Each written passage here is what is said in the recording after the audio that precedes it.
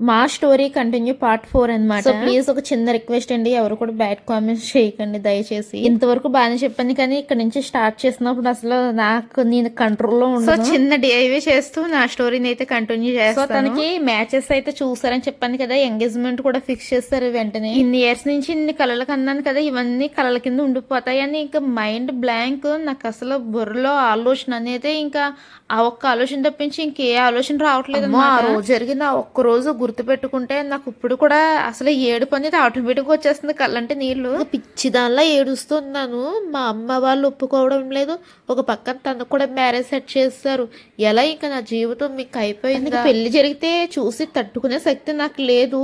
నేను పెళ్లి చేసుకుని బ్రతికే ఆలోచన కూడా నాకు రావట్లేదు. ఇక అయిపోయింది నా లైఫ్, ఇంతటితో ఎండ్ అని అయితే నేను ఫిక్స్ అయిపోయాను. ఇంకా బ్రతికితే తనతోటే బ్రతకాలి, లేకపోతే నాకు ఈ లైఫ్ వద్దు అని అయితే ఫిక్స్ అయిపోయి నేనైతే పాయిజన్ తీసుకున్నాను. పాయిజన్ తీసుకున్న తర్వాత ఇక మా అత్త వాళ్ళు చూసి ఇంక వెంటనే హాస్పిటల్కి అయితే తీసుకుని, హాస్పిటల్ చెప్పనవసరం లేదు కదా, ఇంకా పాయిజన్ తీసుకున్న వాళ్ళ పరిస్థితి ఎలా ఉంటుందో ఒక్కసారి నరకం అంటే ఏంటో అక్కడి నుంచే వెనక రావచ్చు అనమాట. సో 5 days అయితే హాస్పిటల్లోనే ఉంచారు నన్ను. సో తనకి కాల్ చేసి అయితే చెప్పారంట ఇలా తను పాయిజన్ తీసుకుందని. తను లీవ్ తీసుకుని ఇంటికి అయితే వచ్చారు. ఇక వాళ్ళ తరపు వాళ్ళు మా తరపు వాళ్ళు కూర్చుని అయితే మాట్లాడుకుని మ్యారేజ్ అయితే సెట్ చేశారు. తన లీవ్ 1 week అని తీసుకుని వచ్చారనమాట. ఇక మాట్లాడుకున్నప్పుడే అన్నారు నెక్స్ట్ ఇయర్ అయితే చేద్దాము మ్యారేజ్ అని. తను కూడా సమ్మర్ లో చేసుకుందామని చెప్పి ఇంకా రిటర్న్ అయితే వెళ్ళిపోయారు.